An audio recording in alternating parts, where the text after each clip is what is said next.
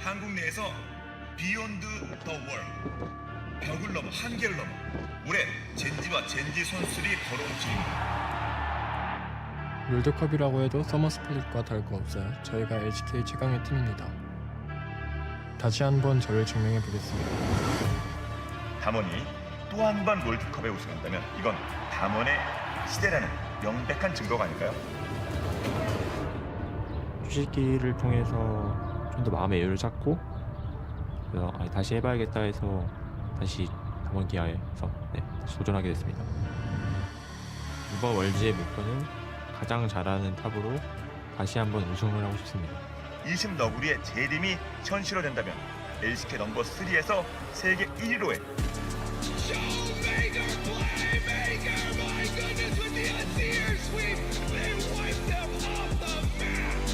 초비는 롤드컵 8강의 문턱을 아직 넘지 못했습니다. 한국 내에서는 전설적으로 불리지만 롤드컵에서 아직 이 기량을 완전히 보여주진 못했습니다. 이번 연엔 다를까요?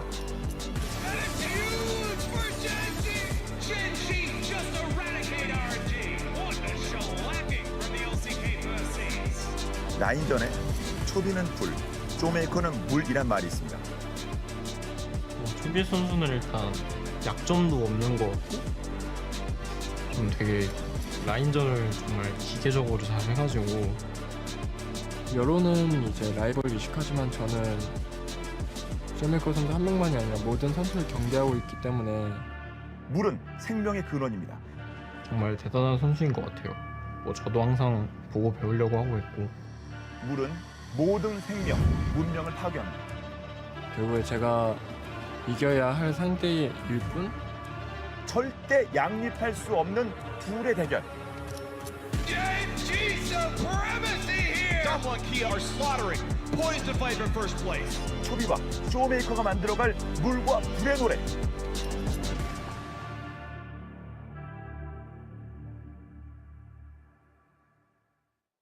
Don't ever say it's over if I'm breathing. Racing to the moonlight and I'm speeding. I'm headed to the stars, ready to go far. We'll start walking. Don't ever say it's over if I'm breathing. Racing to the moonlight and I'm speeding. I'm headed to the stars, ready to go far. We'll start walking.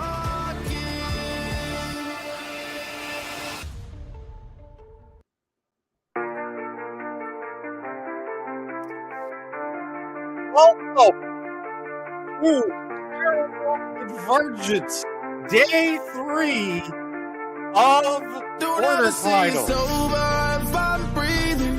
Racing to the Okay, moonlight. I am your host, Andesian.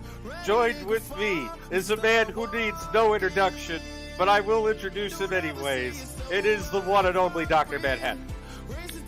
You know, I come into this broadcast thinking two things. Number one, I was one crucial team fight away from embodying myself at the very beginning, cracking open one of my beers in total silence, just putting up the Chiron of I drink and I know things. Number two, you, sir, sat there and told me you would have the intro to end all intros. A banger in its own right, if you will. And you more than delivered. I am impressed. I am impressed. Thank you. That took forever and a day to edit and load or render. And then we had to ghetto load it because it didn't even want to load into StreamYard properly. But hey, you know what? Intro. I'm like, that went to Silver Scrapes. We have to play Silver Scrapes, which means we need a timer. I don't have a good timer on hand. Hey, I can use video magic and steal Riot's timer. There you go. Not to mention, I also said the memo. It's like, hey, we're opening with Silver Scrapes. Then you message me back, and it's like, yes, you heard me. We're opening on Silver Scrapes. Now, before we get, we go too far deep in, to our show here, we've got a Wheel of Fortune puzzle for you today. I'm Pat Sajak. The category is semifinalist. Go ahead and select a letter, please. Could I get a G? Sure.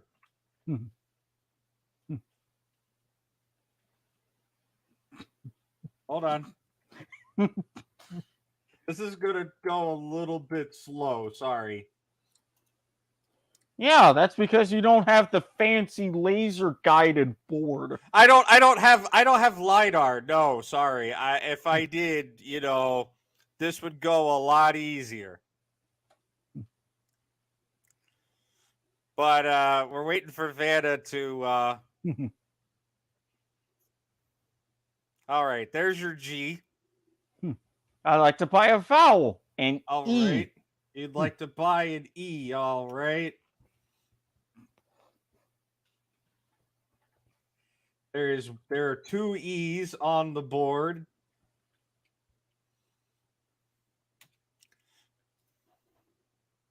Again, we got to wait for Vanna and LiDAR because we don't have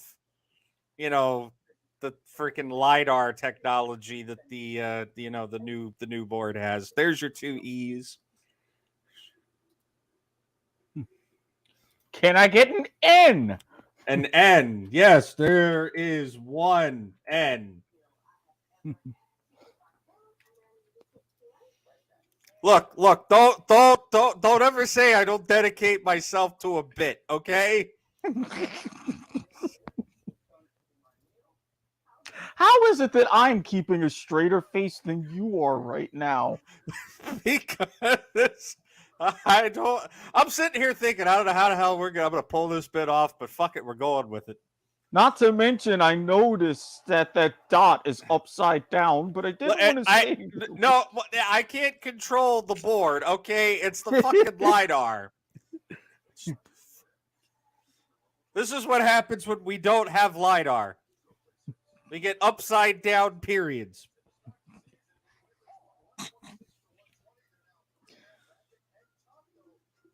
Can I buy an A?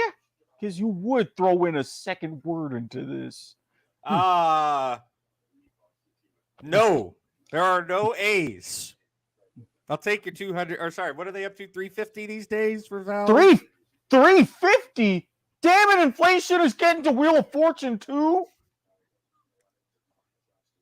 I thought that was old news.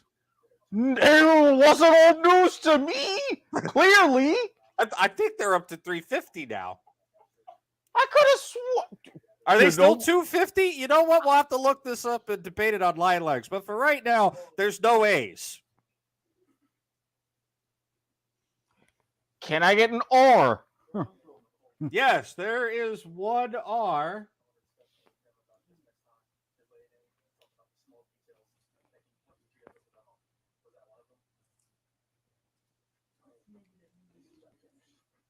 Again, it's we're using the version 1 of the LiDAR board. It loads really, really slow.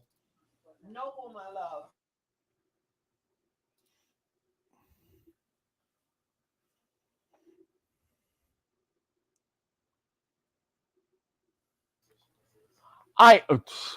Okay, that R was not where I expected this R to be. You can buy a vowel, choose another consonant, or solve the puzzle. Can I buy an I? There are no I's. So much for that.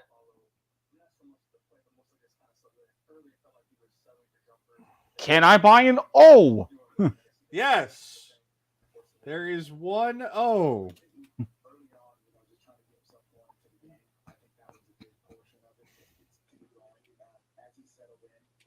Why do I feel like this is an early dose of trolling for what's going to happen on Point of Viewer? I don't know what you're talking about. We're playing Wheel of Fortune here. It's our mini Line Legs segment of parallel convergence.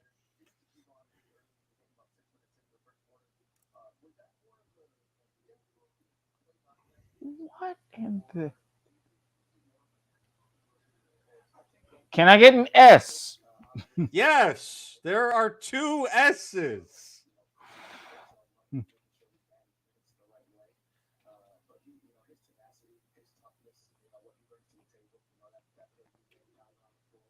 Now, unfortunately, Vanna can't seem to move her fat arm, so it's going to look a little weird. But I promise you, there's two S's there. Can I solve the puzzle? Go ahead. Gen.G Esports. Yes, that's correct.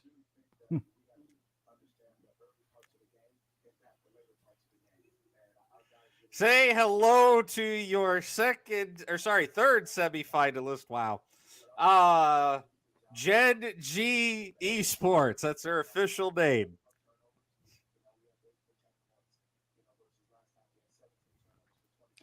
Man, it took longer to get through that than the actual Game 5. No, that Game 5 took a while, buddy. Yeah, I was at the Lightning game tonight. I had an AirPod in my right ear listening to Game 5 while watching, the third period of the Lightning, and apparently the Lightning losing all defense in the third period for some reason. Wait a minute. I thought y'all had a 5-3 lead. We did win 5-3.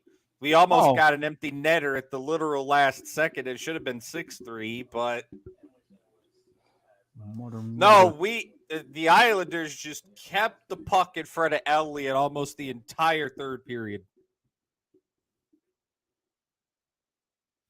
Yeah, we got a couple of good goals, but it was a good game. It was a good game. And Mutter can't complete the circle of death. Mutter. Look. You guys can beat him tomorrow, okay? But it won't be the same. We had a plan for this. Or for sorry, when we no, they debuted can beat 4 you seconds. tomorrow, and then yes, the circle of death is completed because I'll have beat them. They'll have beat you, and wait a minute, that circle of death doesn't add up right. No, it doesn't. Yeah, because we beat you, so we needed them to beat us, so you could beat them. Correct. Yeah, whatever. Perfect worlds and all that. All right, now I get to delete all of these extra. Oh, if you could see the behind the scenes of our production booth right now. So, what do you want to talk about first, buddy? Because there's a lot to unpack here. I mean, I don't know. The fact that we nearly had a reverse sweep, the fact that we have yet another unique pick. There's a whole bunch of math. Well, I did watch the first 2 games, and then I got to the stadium and the cell service just went to poop. So I had to get my updates on the intermissions. I just want to say about the first 2 games, we have another Wheel of Fortune puzzle. I'm gonna solve this one. Ban Yumi. That's incorrect. Nobody banned Yumi. So don't you mean that there would be the other puzzle that? Yeah. So we had to come up with a new puzzle today. We have a phrase. I'll solve this one. Go ahead. Why are you not banning Yumi? That's correct. No, seriously, why the hell wasn't anybody banning Yumi? Okay, I felt like we probably could have did that segment a little bit better, or that setup a little better. But my point stands. What the hell was with the just uncontested, nobody gives a shit Yumi in the series? I mean, that is a pretty intriguing question if you think about it. Not just with Yumi's power, not just with the use of Dracos. I was very, very confused. But did I also not say, way back when we made these predictions and we were talking about how this quarterfinal was going to go, you were saying, oh, it'll be a reverse sweep. Damn one are going to start out on fire. And I said, no. Gen.G, they're going to be able to do something. They're going to go up 2-0. They're going to be on their shit. They're going to be cocky. And then that's when damn one is going to strike. You were not wrong until Game 5 happened, which I'm going to go check some statistics, but I am pretty sure that Game 5 was the longest game of the tournament. 44 minutes and 51 seconds. Yes, it was. Somebody did the math for me apparently already. Well, Speaking of more math, we've got an entire segment on math today here on Parallel Convergence. But I want to go over and I want to check the tweets real quick. So while I get this tweet loaded up, can you hit the button?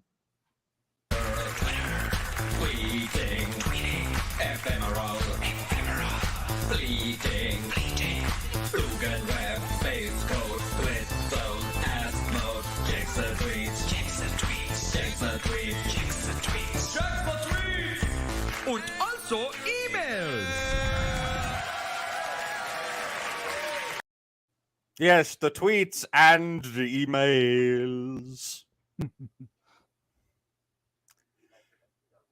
This, I believe, is game 3. I don't know. We'll find out in a minute.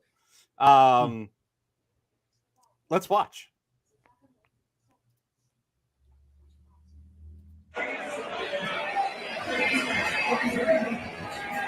No, sorry, game 5.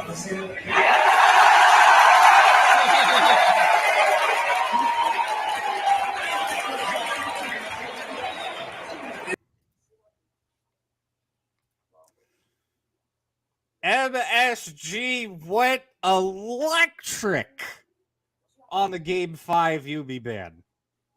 It's almost like he likes that champion, and it needs to be completely reworked or removed from the game. I mean, Look, I'm not saying that I had that as my prop bet. I mean, crystal ball pick as the most banned champion, but I mean, you're not doing too bad, honestly. I pulled a graphic for information from the broadcast earlier. I gotta go back up and find it, but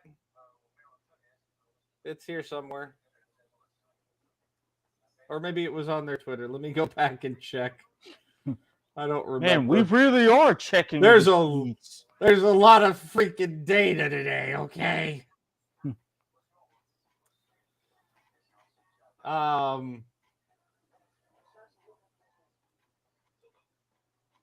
Where the hell is the tweet? Because it's like the top 6 played champions so far in the tournament. I know where to find this. It's okay. I can get the information. I'm about to say. While we talk about picks and bans, I'm going to throw some stuff out, or you can do it actually, Eric. Throw some stuff up on the screen here. The pool is shrinking. Not exponentially, but it was a pretty significant dent. So, am I using the updated one?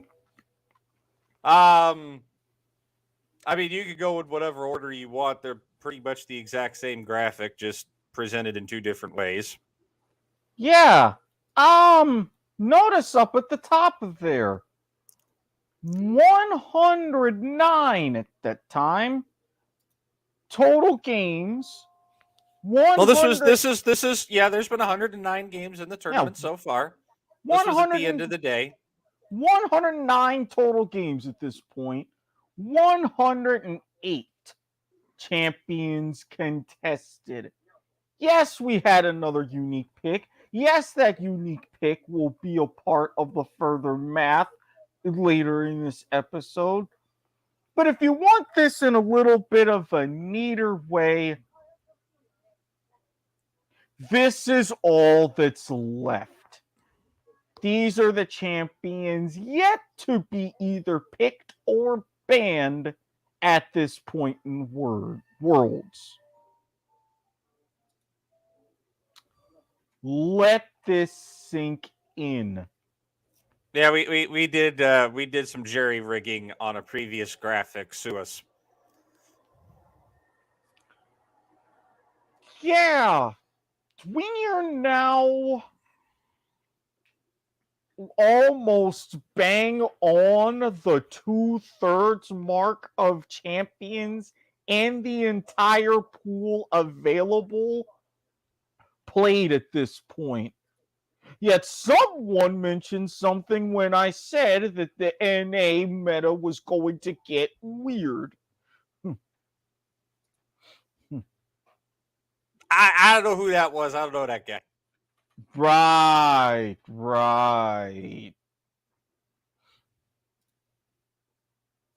Like I said, I don't know who that was. I don't know that guy.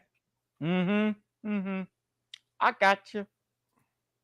Found I'm like Pepperidge Farm. I'll remember that. I found the fucking graphic finally. The top 5 most picked or banned champions in the group and knockout stage.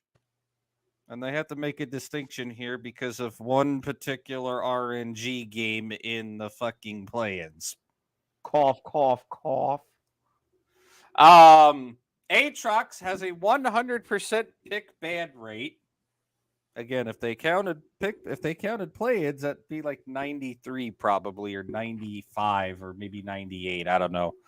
There was literally one game that he did not get drafted or banned, and it was an RNG game in one of those best of fives they had. Relax. RNG best of 5. They tend to do weird things when they're not on artificial ping. Oh, did I say that? You mean choke? Oh, did I say that? Ouch. Sorry, not sorry. Would you like to take a guess as to what champion number 2 is? Please tell me it's Yumi. Ding, ding, ding, ding. Would you like to take a guess as to the percentage rate? Again, we're talking about the main event of the tournament, so don't go cheat. I'm gonna say 92%. Damn! How close was I? Off by 1. I'll take that. Look, why do you keep making the face? Why do I keep seeing the face? This is weird. Because you keep shocking me. Then again, this is you in numbers, so I'm slightly less shocked, but more so impressed. Again, this is me, numbers, and I had a marathon tutoring session today, so I'm in a statistics kind of a mode. Not to be confused with the statistical mean.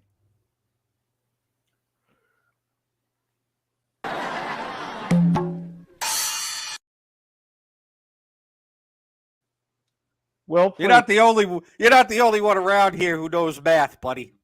Well played, Andesian. Well played. I just prefer my math to be done for me as we go ahead and go into our We Did the Math segment today, because, oh dear God, we need one. 93% on Yumi. Pick ban. Would you like to hear another interesting statistic that I'm about to go confirm to make sure that it's correct before I shoot myself in the foot and have hate tweets directed my way? No, now you know the rules. Any hate mail or hate messages or hate tweets are directed elsewhere. You send all those to HEB the Eagle. This is true. Or at hebtheeagle@yahoo.com if you are so inclined to be Twitter averse. Okay. So this is a correct. This stat still holds water. Good. There are 2 champions with more than 5 games played in the main event. I'm talking just the main event here. Okay. I want now listen to these qualifiers very carefully. Okay. There are 2 champions with more than 5 games played that have a 100% win rate at Worlds. Can you name both of them? Ooh. More than 5 games played. So that doesn't count who we're getting into today. Mr. Cade, no. No. He's only got 2. Right. He doesn't get the qualifier on the games played.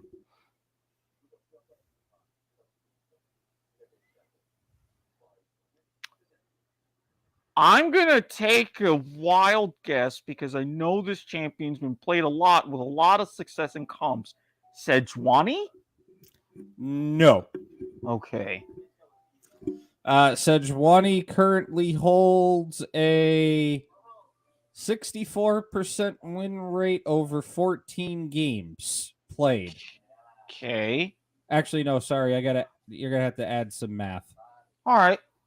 64% win rate in the jungle over 14 games, and then 9 games in the top lane with a 56% win rate. So at 23 total games played, you are looking at 62% thereabouts. There Taking you go. account the appropriate weight.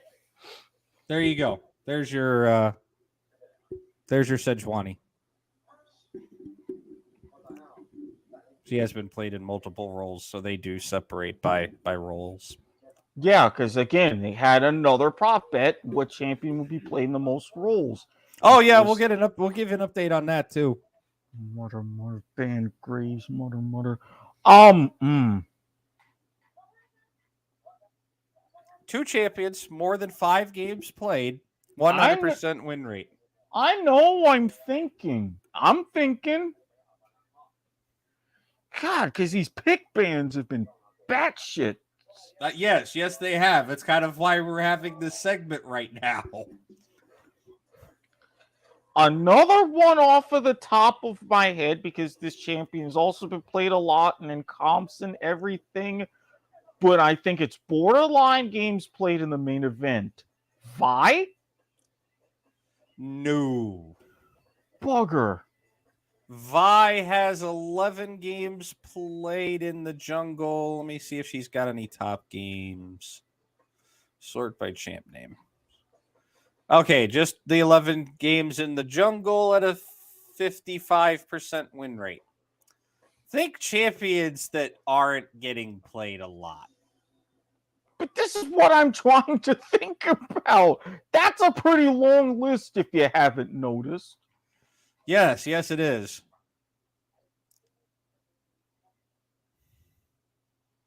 I am drawing a blank. I'll give you a hint. You should buy a vowel. Yumi has actually been played the 5 games? Yumi has 8 games played and has a 100% win rate in the 8 games that she has been played in her 93.5% presence rating. Well, I'll be damned. Yeah, that's usually how a champion ends up on the must-ban list. Well, I mean, if we're going down that road, I don't know how many games champions been played in the main event, because everybody pretty much learned early on. Aatrox? Oh no, Aatrox is still getting abused. In the main event, he has been played 15 games out of his 100% ratio and has a 60% win rate. Jeebus. Yeah. I'll give you a hint that the second champion is also a bot lane champion. So it's either going to be an AD carry or a support. Now, see, I had ones in mind because I was thinking about, all right, my tried and true, like what I picked, a typical one like a Graves or a LeBlanc or a Callista, and I'm 0 for 3 on all of those. Yeah, usually to stay 100% win rate, it's probably a champion that's not getting through very often and is having success either as a counter pick or some comfort, like deep champion pool comfort pick. Yeah, I am stumped. Sivir. I would never have guessed that. Yeah, I will be flat out honest. I know. Sivir has 6 games played and has a 100% win rate in those 6 games played with a champion presence rating of 11.3%. In the main event. That makes a lot of sense now. It really does.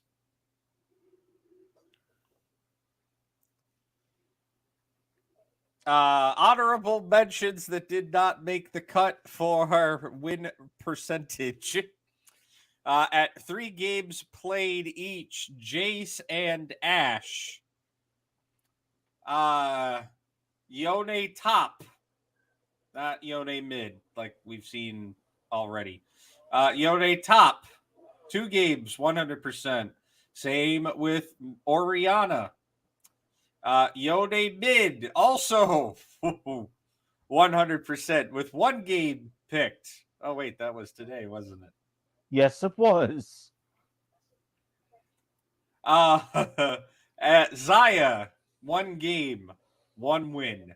And Shen, 1 game, 1 win. And Rise, today, 1 game, 1 win. Although he was banned out in the play-ins, which is why he's not a new unique pick.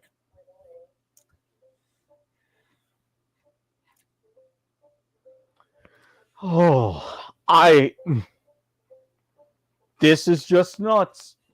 But I said this was going to be nuts. So we got an update on your champions in multiple roles deal.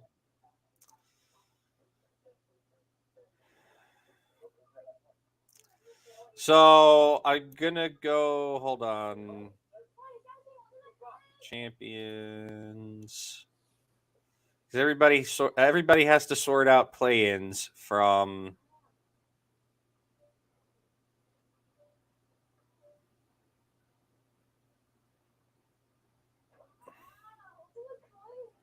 There it is. World's 2022 play-in. Okay.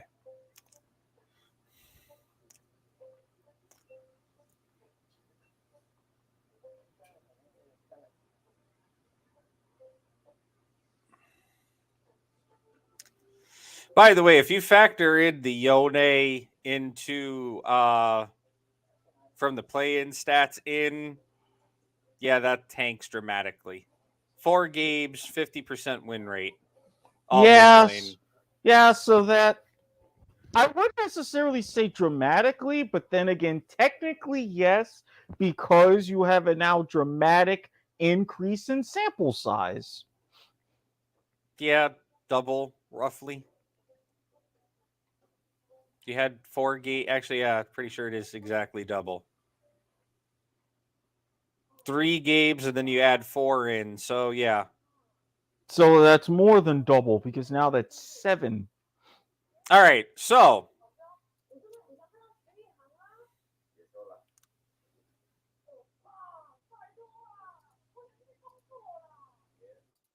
we have now 2 champions that have been played in 3 roles in this tournament. Okay. Can you name both of them? No. I was initially wanting to say Graves because I did see Graves in at least 2 roles overall. You would be incorrect. Bugger. Graves has only been in the jungle. Ah, bugger.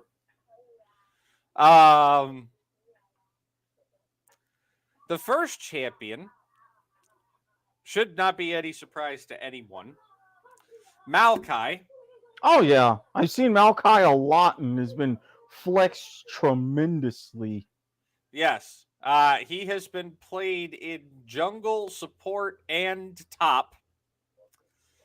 So far in the main event, Maokai has only been flexed to jungle and top, but he did get 2 support games in the play-ins. Now, the second champion, excuse me, I am curious to see if you'll get or not. You probably won't because her presence rate is in the tank. Oh, gee, really? And you're going to try to put me on the spot again. I swear. Seraphine. Again. Mother record killing, singing, pink-haired Atsude Biku. Excuse me, I went Captain Flowers mode for a moment there. Well, I mean, is there at least any sort of Rule 34 comfort on that front?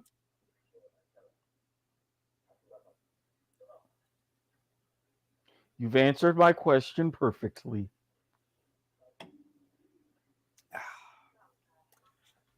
Two games as an AD carry.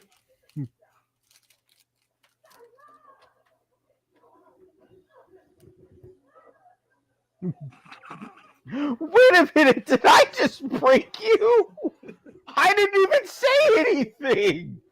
That just sigh of. I was good. I held it together, even with the whole, you answered that perfectly. I was holding it together great. And then you pull that sigh right before I freaking. I didn't even mean to sigh. I'm going to be honest.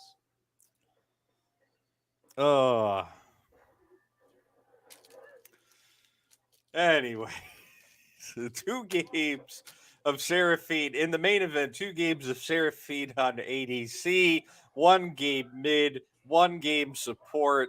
In the play-ins, 5 games AD carry and 1 game mid. One of 2 champions so far that have been flexed in 3 roles. I'll be damned if somebody gets flexed to 4. At this point, I don't see it. I don't know any champion that can get flexed to 4. Okay. What is it? But yeah, let's talk about some actual math, right? Okay. Because you mentioned Yeah. something about 6 big ass a.m. numbers and things. Yes. Yes, on that's the second- press conference. On second thought, I think we Yes, so in losing a Dr. little under Manhattan. 3 hours. Yes, unfortunately, Dr. Manhattan's assistant seems to have come over. So we do have a math segment. Unfortunately, we need the math major to explain the math segment, so we're going to have to... Yes, apologies for the not entirely aptly timed interruptions. All right, so let's talk about some math here, right? There's 53 picks left if you don't count Udyr, which we're not counting Udyr. There's 52 picks left, or 52 champions left in on the board here, right? Yes. Let me put the big giant X over Udyr. We need an average of 2.6 unique picks per game in the next 20 games to get all 160 champions, or 161, technically 160, to show up at Worlds. And that's the theoretical maximum if every game goes to a game 5.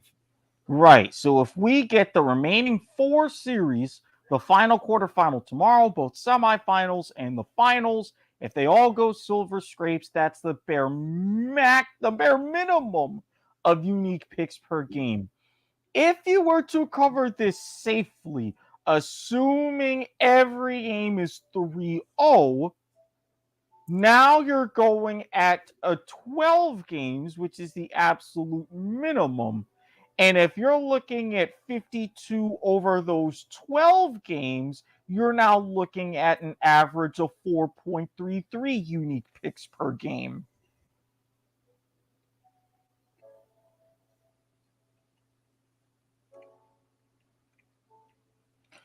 Thankfully, we do know that there are 20 picks in bans each game. Yes.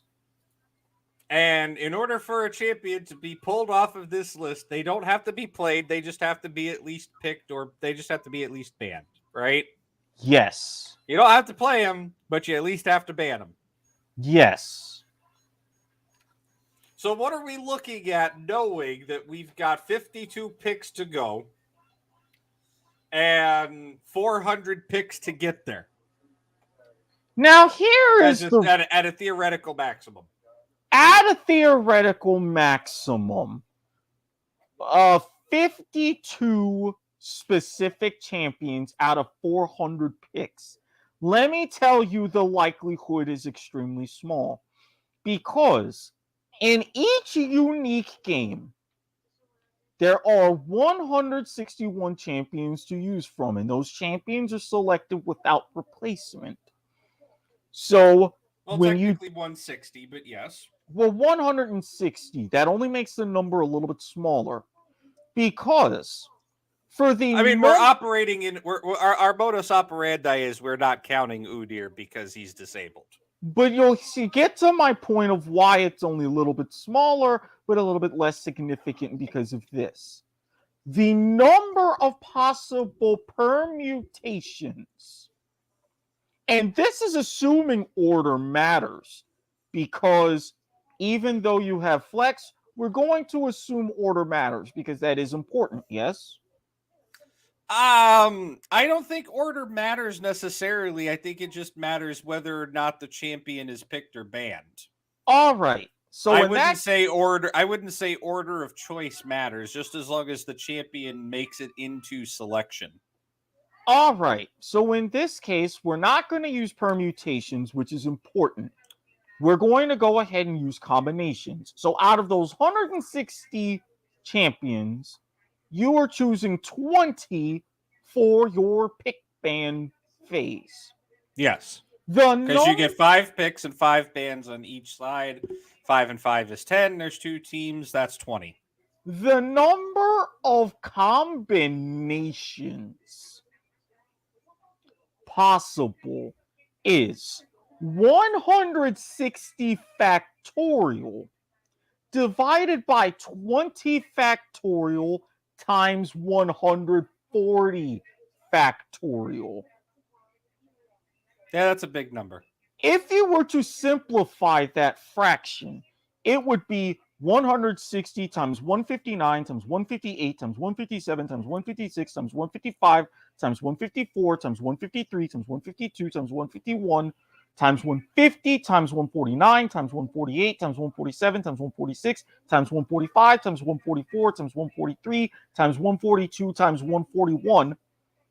All of that divided by 20 times 19 times 18 times 17 times 16 times 15 times 14 times 13 times 12 times 11 times 10 times 9 times 8 times 7 times 6 times 5 times 4 times 3 times 2.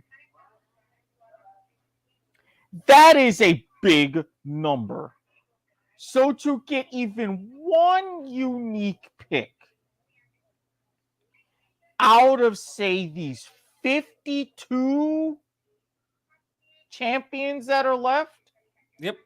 Now you're saying 52 choose 1 divided by that number that I just gave you. So basically, that whole big number, and bold of you if you actually calculated that, take 52 and divide it by that number. And I feel like if Nielsen was awake and we had him as a special guest, him being an actual math professor and, you know, his degree mathematical science, he would calculate that. Even he would have a tough time because that's more used in statistics. And that would be a number that would require scientific notation. It's that small. All right, so let's introduce some variables. Okay. So we have champions, but champions can only be played in certain roles, right? Right. So let's break down what we've got left on the board. Okay. As for what role they can play. Our first champion is Akshan, which, if I am not mistaken, I am going to take a look here. I've never played Akshan, so I'm not sure where. It looks like he can actually be flexed to bot, mid, or top. Okay. As an AD carry.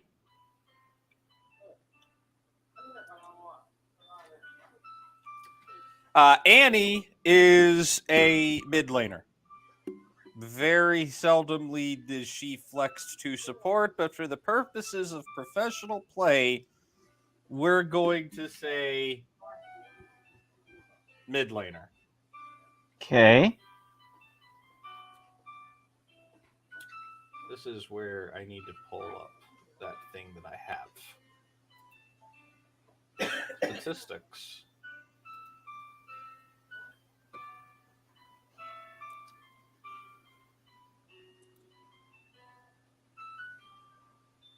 And that will tell me the primary role of the champion. Because I kind of want to see where he's getting played professionally. Because for the purposes of this argument, we need to know professional play.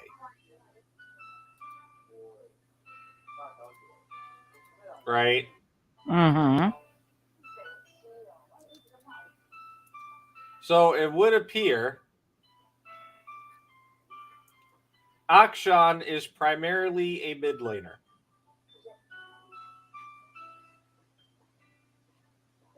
For the purposes of professional play, Akshan is a mid laner. Okay. He is not flexed anywhere beyond mid, that I can tell. And I don't see any statistics for him outside of mid lane. So, all right. So we got two mid laners so far. Aurelian Soul is also a mid laner. Brand, I have seen Brand both mid lane and support on professional stage. So now we're up to 4 mid laners. There's a lot of mid laners on this list. I can tell you right now, just from quick glance. Cassiopeia, who is I can't hover because we need a telestrator feature. We need to figure out a telestrator feature. They're actually, it would be tough to turn it into a telestrator feature, but there is a little gadget to where it turns your screen into like a monitor where you can write on it. And I'm glad that you said that because that distracted me from something else that I was thinking. Yeah, we need a telestrator. We'll work on that. Cho'Gath is a top laner. He can be flexed jungle. I'm going to say for the purposes of this, we'll say both. Corki is a mid laner or AD carry. Diana is a jungler that can flex mid, primarily jungler. I don't remember the last time I saw Diana mid game, but it is possible, so we'll count it for both. Mundo is 100% a top laner. Echo's a triple threat. I've legitimately seen, there was a time where professional Echo jungle was a thing, Echo top is a thing, Echo mid is a thing. Okay. Elise is a jungler through and through. Same with Evelyn. Fizz, we're on the second row now.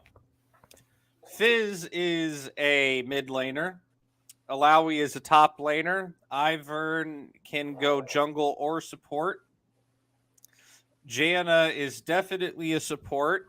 I'm actually surprised that Janna is still on this list. If you want my opinions on people who are still on this list and really shouldn't be, that's the number one right there. Kassadin is a mid laner. Katarina is a mid laner. Kale is a top laner, although I think she has been known to... Actually, I don't think I've ever seen a professional AD Kale game. So yeah, top lane Kale. Kha'Zix is a jungler. Kled is a top laner. Cho'Gath. Kog'Maw is an AD carry, and I am surprised that nobody has played a Protect the Kog'Maw comp. But Kog'Maw's kind of fallen off a lot. Malphite is a top laner. Malzahar is a mid laner. Master Yi is a jungler. Nico is a mid laner. Nunu is... I think Nunu can flex, to be honest with you. I'm going to check.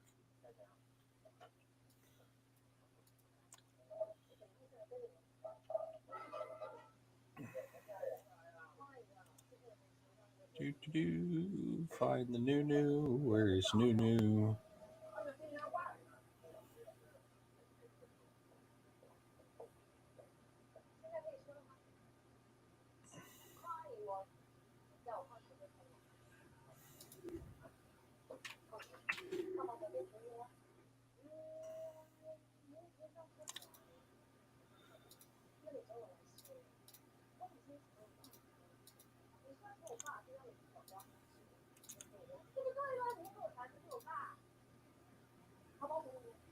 So Nunu can go jungle or mid. There is a professional game logged, ironically enough. Look at the Kleds, look at the moves. Faker, what was Nunu? All right, there's your one for the broadcast.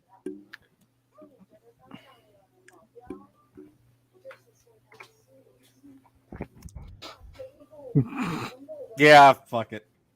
I don't care. I'm not drunk enough for that to be a decimal. I mean, It's been a decimal for a while, and you said yourself you accepted. yeah, I know. quarters. That's why I said I'm not drunk enough for this shit. Kiana is a mid laner. I believe she can jungle as well. She does both. Ramus is a jungler. Rek'Sai is a jungler. Rengar is a jungler. There's actually a lot of junglers on this list. Riven is a top laner. Shaco is an annoying pain in the ass. I mean jungler. Shyvana can go top or jungle. Skarner is a top top. Skarner is a jungler. You could take him top, but I don't think there's. Skarner is like 0.1% chance of getting picked. That is such a niche champion. It's not even funny. And if it does get picked, God help us if Captain Flowers is casting. Because that will be the most absolute banger best broadcast game you will ever watch in your life. The man is a Skarner one trick. He knows that champion out of the back of his hand. You will see. You thought you've seen Captain Flowers hype some calls before, but Soda is a support. Talon is a mid laner. I think he can also. I believe he also jungles, but we'll see him in the mid lane. Twisted Fate is a mid laner. Twitch is an AD carry. Urgot is a top laner. Vager is a mid laner. Vel'Koz is a mid laner. Volibear, I think, is another flex. Give me a second here. I'm trying to.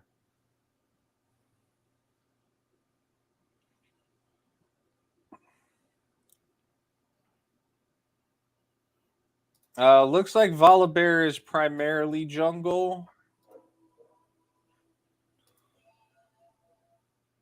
Last professional game was 10 months ago, so definitely not this split.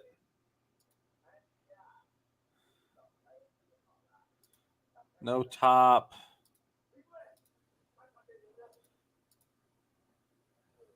No support. Okay, so jungle only on the Volibear. Warwick is a jungler. Xerath is a mid laner. Yasuo can go. Yasuo can go top, bot, or mid. We've seen several people pick up Yasuo as a pocket lane pick. Yorick is a top laner. Look at the Kleds. Look at the moves. Faker, what was that on the Zed in the mid lane? Come on, you can't tell me you didn't see that coming. Zeri is an AD carry. Ziggs is a mid laner. Zyra is a mid. I think she's also going support. Let me check.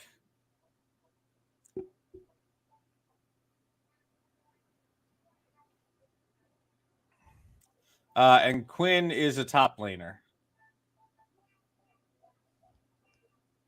So there's your variables. Okay. So how many of each lane do we have left? Because I hope you wrote that down. No, I did not, as a matter of fact. But I Oh, shit. mean, all right, we're dumping the segment. but here's the story. You realize this makes the probability even lower, right? What I had, 52 divided by that particular combination, that was under the assumption of an equal likelihood of every particular champion being picked and available. When you limit the roles, now you have to separate into how many top laners divided by how many top laners and mid laners, bottom, yada, yada, yada, yada. So that really, really tiny scientific notation number just got even smaller.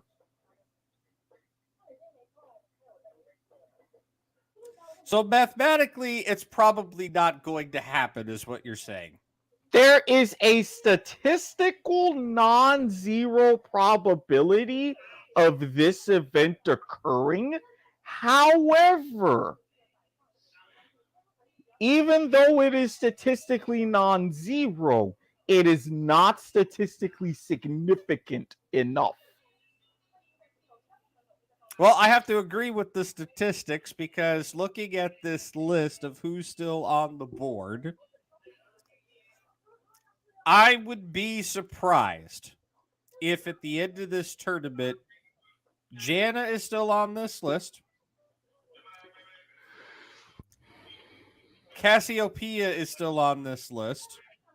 I see one pocket cast pick coming up somewhere. And a Yasuo pick just because.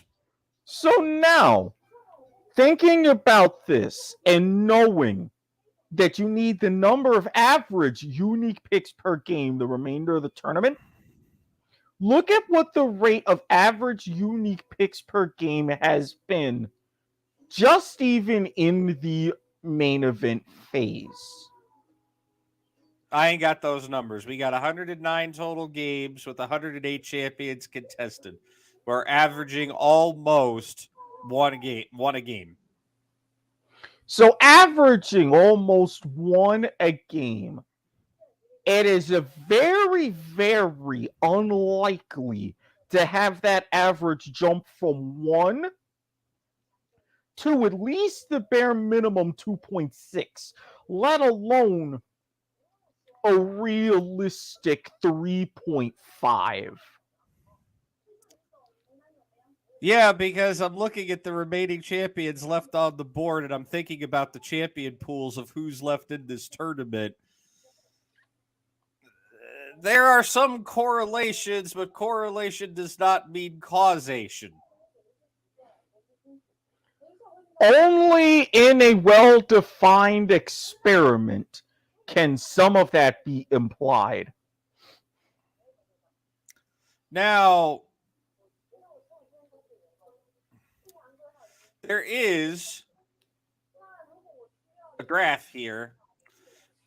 Gen.G is moving on, right? Yes.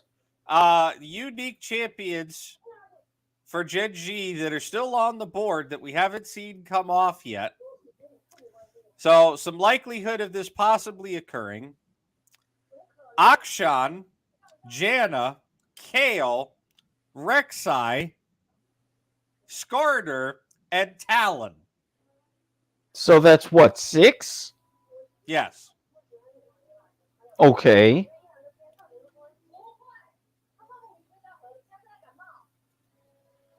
Now, there was another graph here if I can find it because I'm looking at the broadcast from earlier. Every champion played by Damwon Kia and Gen.G, there's 107 champions and 198 total games. Mm-hmm. champions on that list that we have that are still on our remaining to-do list here include Akshan, Corky. I gotta do double duty here because this is a little. Are you trying to figure out what the magic number is going to end up being? I'm kind of thinking about it. I'm kind of a little bit, yeah. We got a Jana still there, Jana, Cassidon, Kale. No Katarina. There's the Malphite. There's the Malzahar.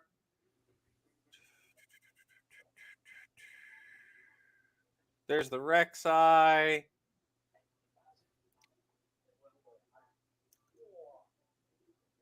There's a Skarner. There's a Sona.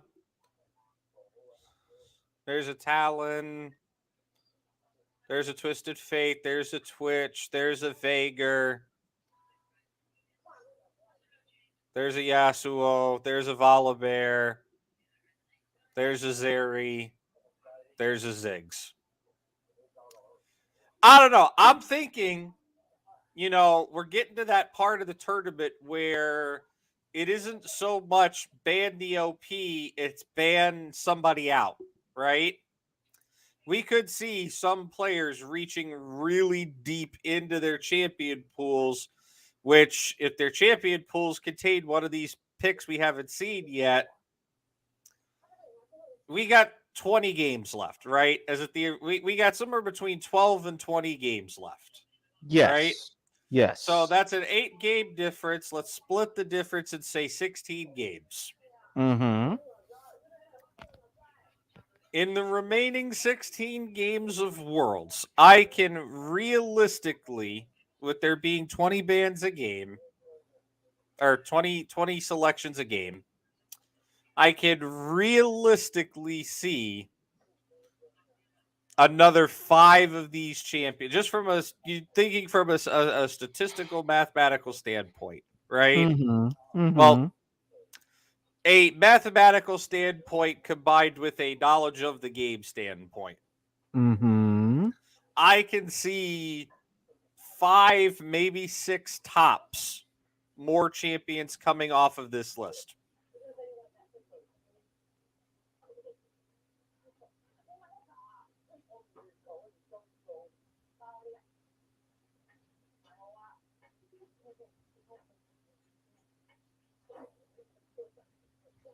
Yeah, that's reasonable.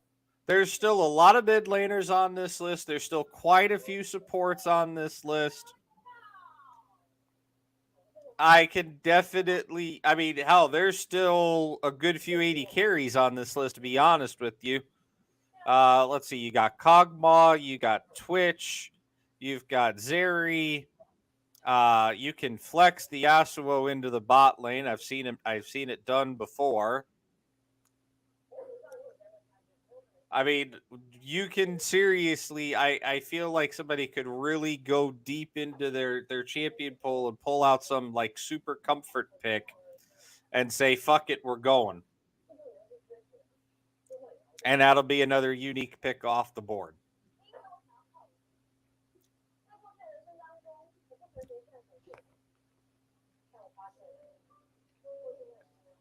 I can see where your head's at, but that would bring us closer. I don't think we're going to see all 160 champions played. I think that's impossible, actually. Damn the statistics of it.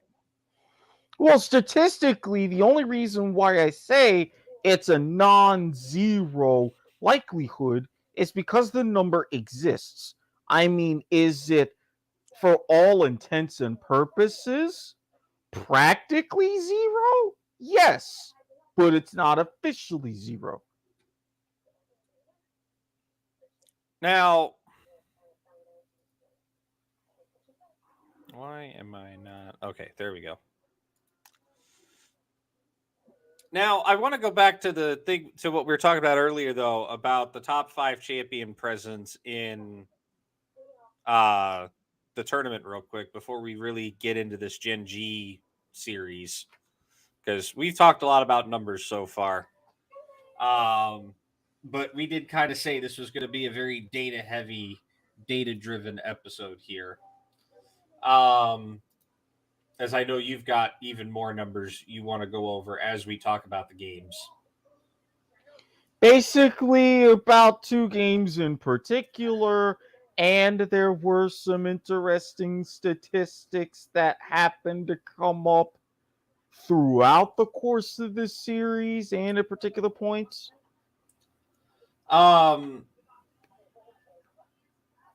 We can pull the graphic there finally. So I told you number 2, which was Yumi at 93%.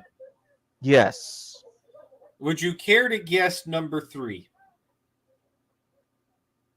Not off the top of my head. Maokai. You mentioned Maokai. I Pretty sure did. you did. Yes. Now, just for the main event, what do you think the percentage is? Obviously, this has got to be lower than 93. 88%?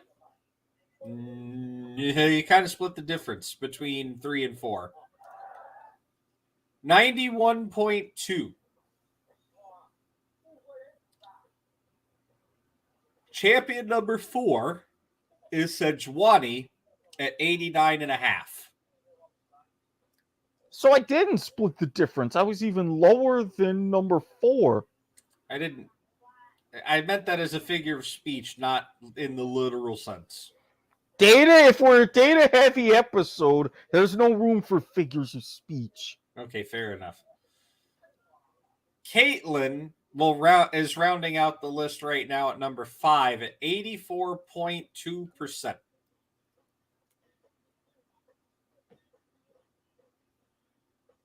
That's your top 5 as the start of the day of today. Okay. I should clarify that because I don't know what the statistics are.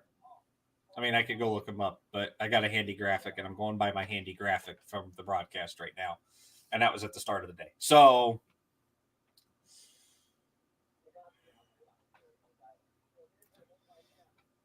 those values may adjust slightly.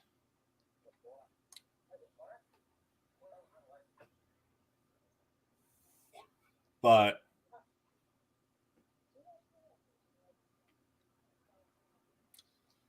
let's talk about this series. Walking into this series, you have Generation Chovy. Yes, please give me the graphic.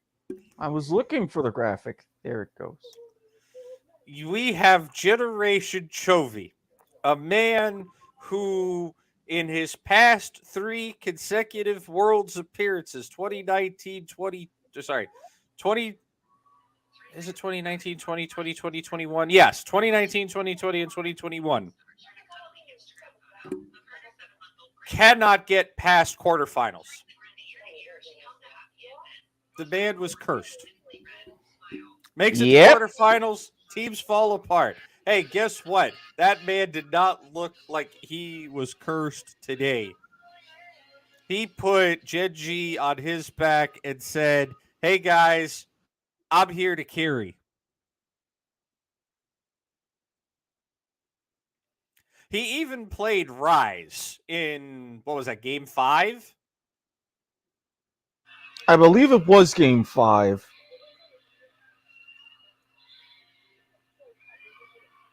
You know who Chovy reminded me of today in this series? And it's kind of scaring the shit out of me. Go on.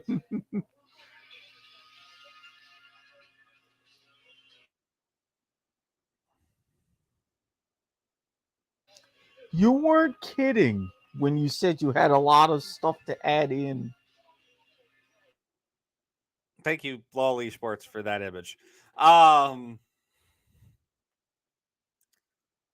Chovy looked like a young Faker today on stage.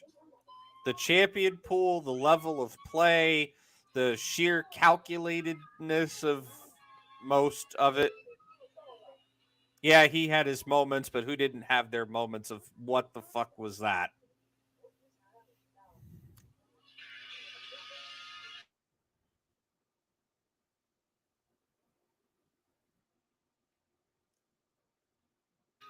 I mean, and especially as we break down everything further, your first main thing to look at to give you kind of a mindset just going into the series, these two teams were 1 and 2 as far as dragon percentage throughout the tournament. So that gave you an idea of when it came to objectives and what was going on in that mindset of these two teams, how they were going to approach each game.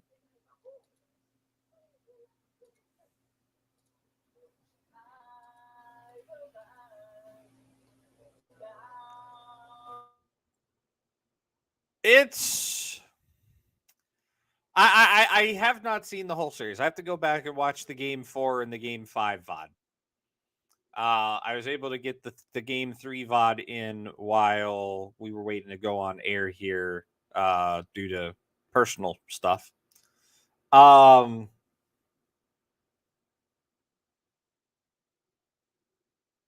I will say for what I did see and the fact that I did watch the highlights at least of game 4 and game 5 before we went on air. So I at least had a general idea of what happened in those two games. Whoo! If I'm on the upper side of that bracket right now, of this tournament bracket right now, as we go over to as I go over to the prediction sheet, if I'm JDG or T1 right now, I'm scared of Gen.G.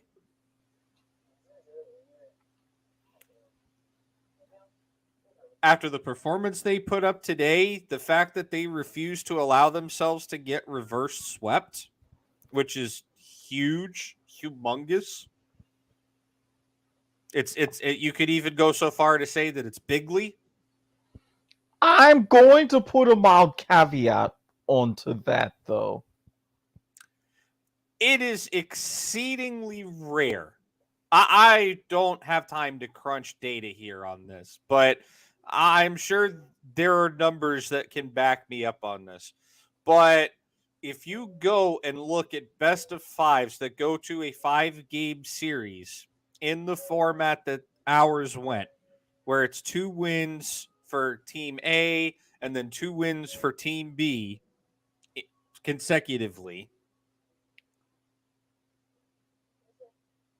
the team that got their 2 wins first, aka the team trying to not get reverse swept, does not come out the victor, I would say 75% of the time at least. That is if you are put in a situation where you are getting reverse swept and you are at that game 5, it is exceedingly rare to actually see the game 5 go to the person who should have 3-0'd it.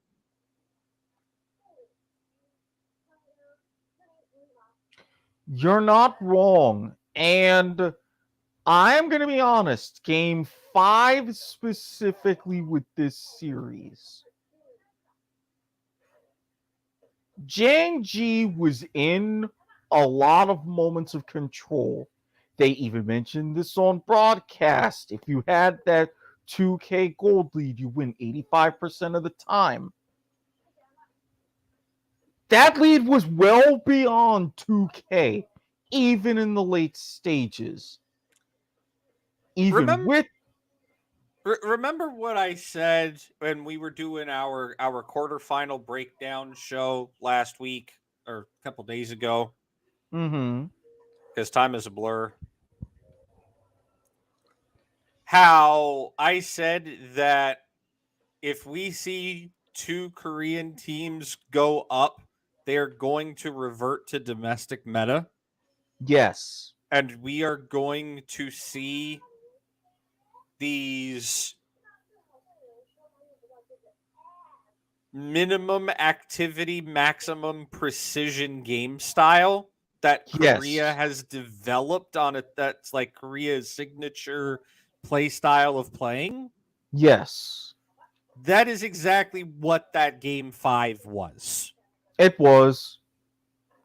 That was minimum activity, maximum precision. Where the rest of this tournament and the meta as a whole is maximum activity, maximum precision.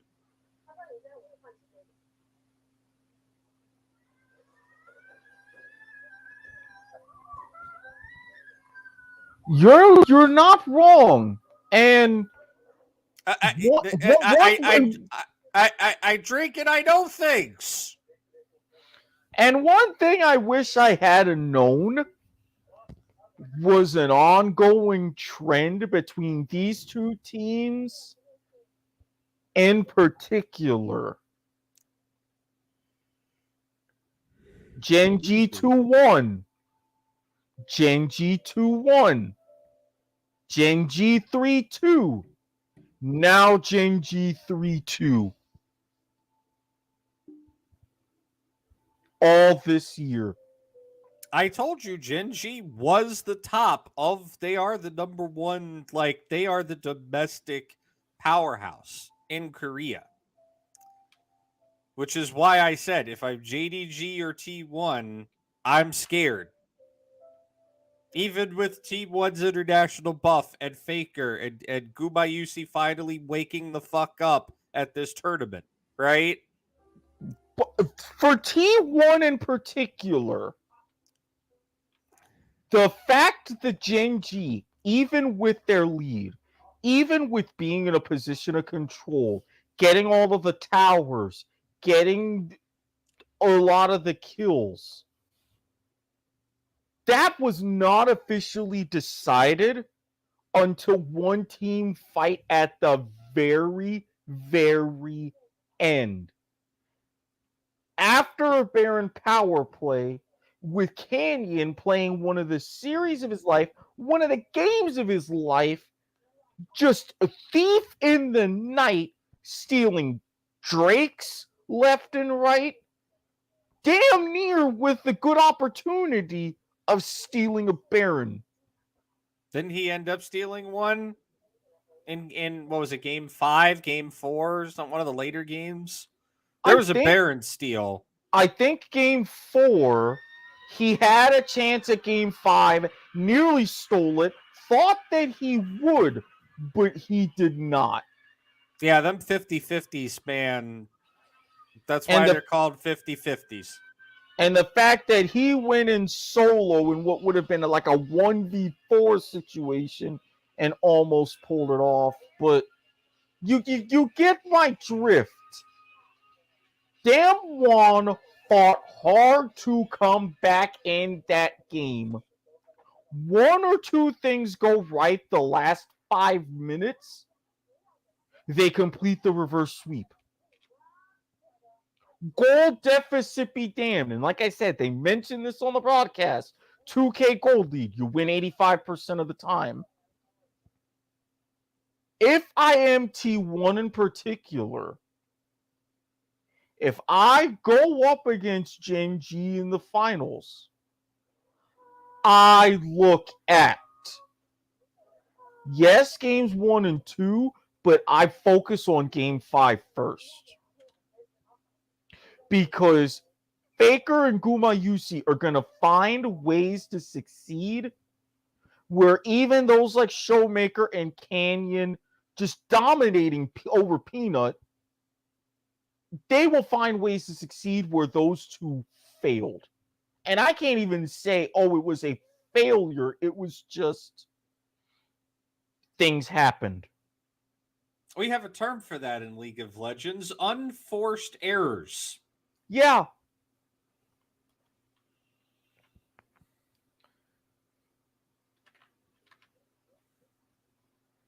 So We also have forced errors, but that's something different.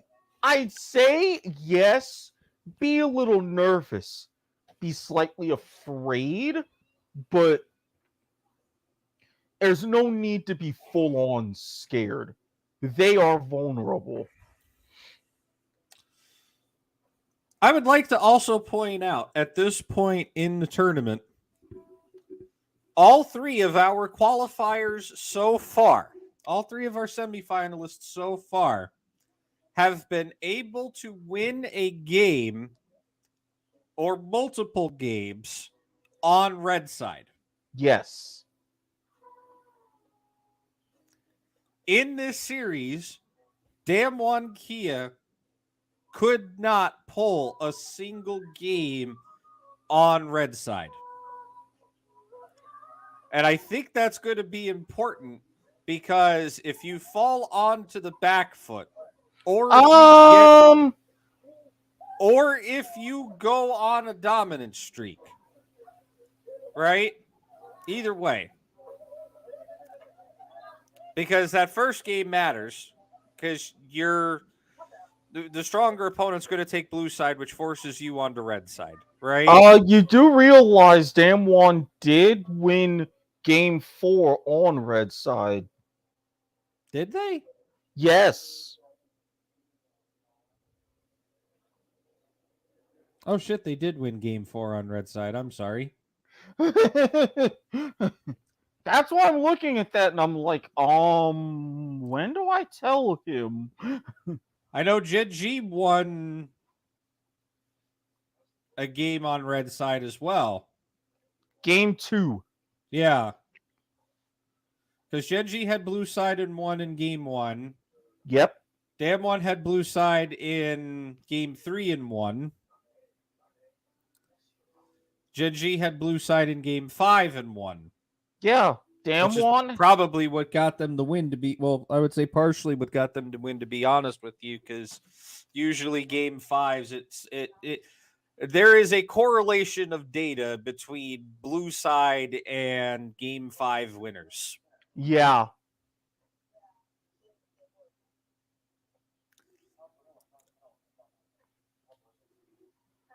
But the point I'm getting to here is you got to be comfortable playing from behind because or playing from red side, because if you start losing against Gen.G, you're going to have to win from red side to make a comeback. Mm-hmm. And right now Gen.G are looking dominant enough that they could put JDG or T1 on red side.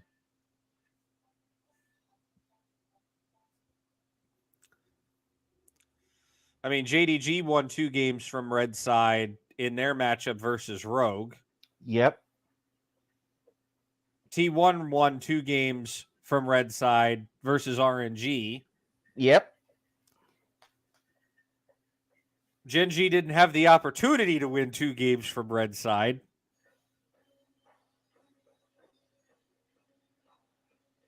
Actually, no, sorry. They did have the opportunity to win 2 games from red side, but and they only won 1-1.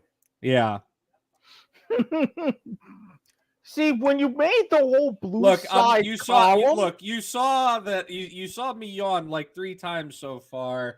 I got 4 hours of sleep today, and I've already had to go through an entire hockey game plus the hour drive home and back. Yeah, this is why when exhausted. When you had that handy, blue side on our sheets. I put that there because I wanted to be able to talk about these kind of statistics and things on air. And this is exactly why I made sure to keep accurate as we were going on and as I was watching the games, knowing that you were at the hockey game. Yeah, I did my absolute best to try to stay, at least try to keep informed on what's going on. No, literally the minute the intermission came up, I'm like, okay, I got to check on the series. Yeah, that's why I'm not mad at you. It's just, hey, I was also doing this to help enable the statistics and everything. And that I reminds will me- say, I pulled out my phone at the second intermission, and they were going into pick ban for Game 5. I'm like, God damn it, they're going to Game 5. I got to actually listen to this. That's why before you mentioned that, I was like, yes, we're opening on Silver Scrapes. Then you said that, I'm like, you saw what I said earlier. We're opening with Silver Scrapes. That Game 5 was so long. Let me try that again. That Game 5 was so long. How long was it? I pulled it. They went to pick bans, I think, at like 8-9 minutes left in the second intermission. Uh-huh. The game didn't finish until after the end of the game. Well, I mean, that's what happens when you have a 44-minute and 51-second game. Damn it, damn my prop bet. I mean, crystal ball. You heard what the hell I said. Did I not try saying this is an NA tournament? They're going to make for a faster meta. All of these aren't going to be as slogs as you think, but oh no. Granted, I still have 4 more series to get through, but at least with one of those series, I like my chances. The other 3 are going to be significantly squeaky bum. I understand this entirely. Even then, I was sitting during Game 5, and I'm like, oh, hell, this is going to be 72 minutes to dream all over again. And I was prepared for that. Tomorrow's going to get a little squeaky bum because, according to Pick'ems, only 26% of votes cast have been cast in favor of DRX winning tomorrow's series. I know. It was only about 20% in favor of Damwon, but I picked them anyways. Yeah, we both picked DRX tomorrow. I know. But yeah, so much for my damn crystal ball pick of 50 minutes for the longest game at Worlds. I was so close. I'm sitting there like, this game is probably going to go the 50 minutes. If it goes 50 minutes, I'm happy. That's all I need. Why do you think I was looking as they were racing to the Nexus and I saw the clock and I was like, oh, shit. I saw that counting and then I hit the Nexus and I was like, woo!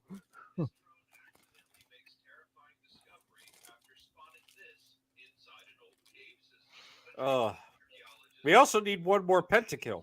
Still. Or at least I do. Yeah, you do. Mutter, mutter, one pentakill, mutter, mutter, mutter.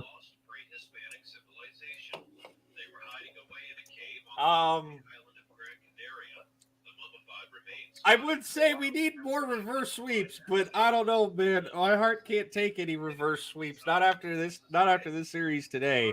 The fact that we just finally got our first silver scrapes of the tournament, I would have been excited for a reverse sweep because I would have called it perfectly.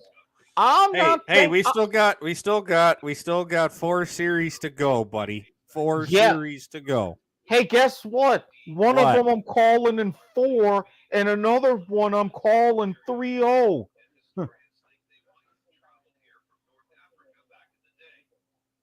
Yeah, about that.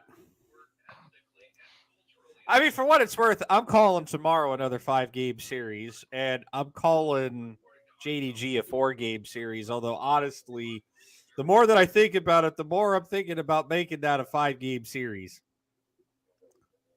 I am slightly biased because I will be there live at the State Farm Arena in Atlanta for it, but... Well, yeah, you're slightly biased. I'm not, and I'm like, all right, T1, you go ahead and you do this. See if you can 3-0 again and save the 5 games for the finals. Gallo disappointed me so much this year, though.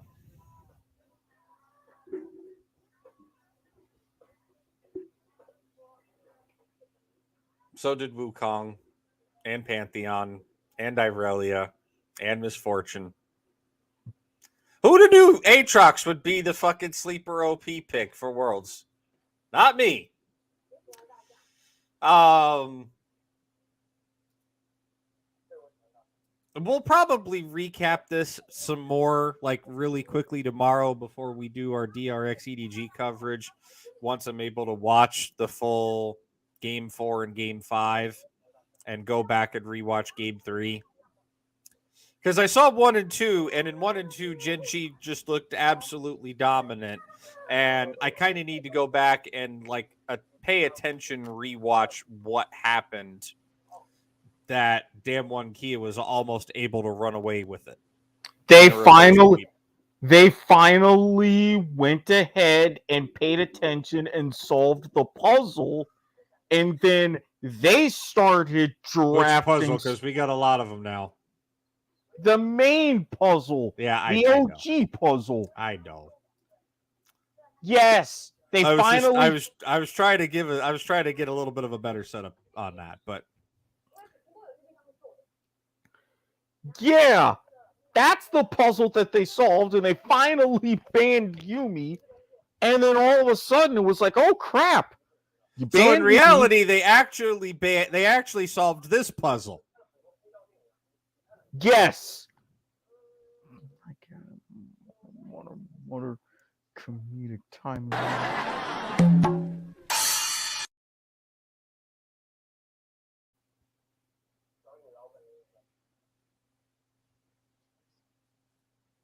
I only really got one thing to say to that. And you beat me to that one too. But yes, they went ahead. They banned Yumi. They got Showmaker on some of his particularly epic champions. And Damwon was able to go ahead and go balls out. That's why if you go ahead and you look back at the Game 5 draft, there were so many jungler bans. Not to mention, with Canyon, you going into Game 5, and I'm pulling back up these statistics. Gold diff at 15 minutes on average through the first 4 games. Canyon by himself was at plus 1120. As a team, even with the 2 games either way, Damwon was plus almost 7K. Kills and assists at 15. Canyon was 2.8. Average through those first 4 games. As a team, they were at nearly 10. And even with everything in their Game 1 dominance and this and that, the CS stats averaged out because Gen.G was only -1 expected CS at 15 minutes. So they were playing perfectly. It was just, as I predicted, Damwon got smarter. Yeah, that typically tends to happen in a Game 5 or in a best of 5 series. The more games that the best of 5 series go on, the smarter the teams get on what they need to be drafting and not drafting and banning and who to target. That's part of the reason why it's a best of 5 series and not just some, cheese best of 1 or even a best of 3. Funny. They want that adaptation. About to say, funny thing you mentioned best of 3s. We'll be talking about that next week. Yeah, best of 3s coming to a Western format near you? Question mark? I'd pull the dramatic doggle, but I'm too lazy. Yeah, me too.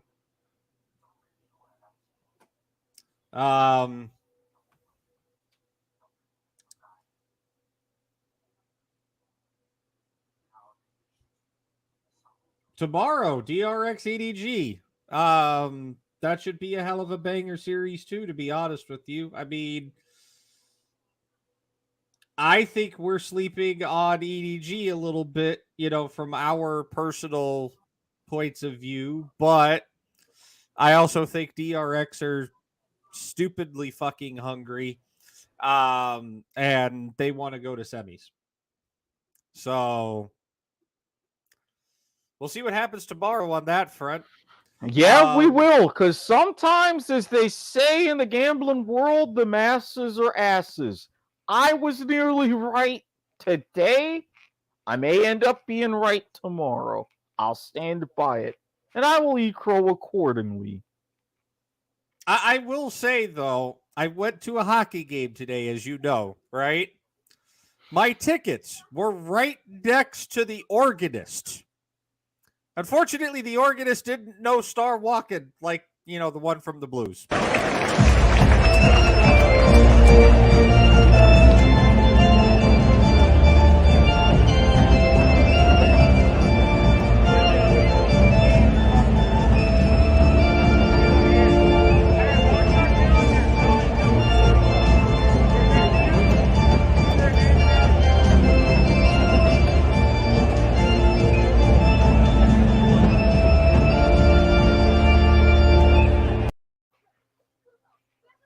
All right, that was a weak effort to work that in, but I don't care. It's late. We're wrapping up. It's acceptable. I mean, I think we're at that point where, it's time to say goodbye. Yeah, we'll have our coverage for tomorrow, and then you're going to be getting ready to take a trip to the Old Dirty. ATL? Right, that was a little too loud, but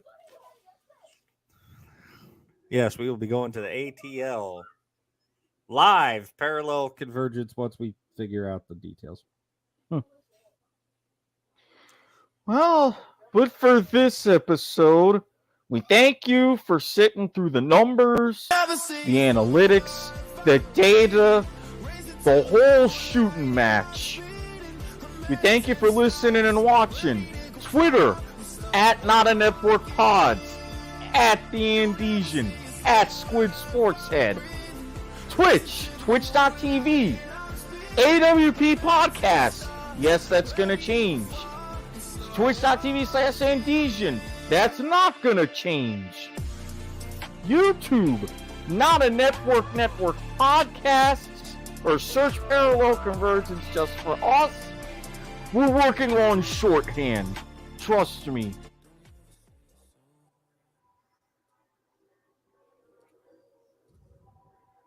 I believe I've done my part. That's it. That's the show. That's it. That's the show. We'll see you tomorrow night, folks. As I hit some buttons. Don't ever see it's over if I'm breathing. Raise it to